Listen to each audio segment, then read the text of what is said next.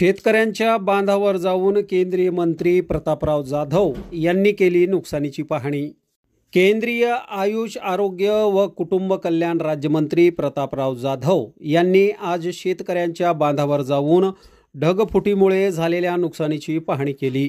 नुकसानग्रस्तांना तातडीने मदत करण्याचे निर्देश प्रशासनाला दिले। बुलढाणा जिल्ह्यात खामगाव व शेगाव तालुक्यात 7 जुलैला झालेल्या ढगफुटीमुळे नदी नाल्यांना पूर आला होता।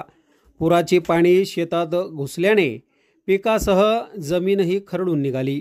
शेतकऱ्यांचे मोठे नुकसान झाले होते, तर अनेक ठिकाणी घरे व घरातील सामान वाहून गेल्याने अनेकांचे संसार उघड्यावर आले आहेत।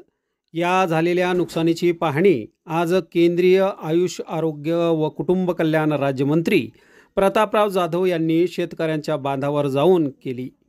खामगाव तालुक्यातील कोलारी व पिंपरी गवळी गावामध्ये पाहणी करून त्यांनी नुकसानग्रस्तांच्या व्यथा जाणून घेतल्या व नुकसानग्रस्तांना धीर दिला। यावेळी त्यांनी उपविभागीय अधिकारी, तहसीलदार, गट विकास अधिकारी, ग्रामसेवक, तलाठी यांच्याशी संवाद साधून तातडीने पंचनामे करून एकही नुकसानग्रस्त सुटणार नाही याची काळजी घ्या। पंचनामे तयार झालेल्या यादीचे चावडीवर वाचन करा व चावडीवर लावा। नुकसान झालेला एकही शेतकरी सुटणार नाही याची दक्षता घ्या।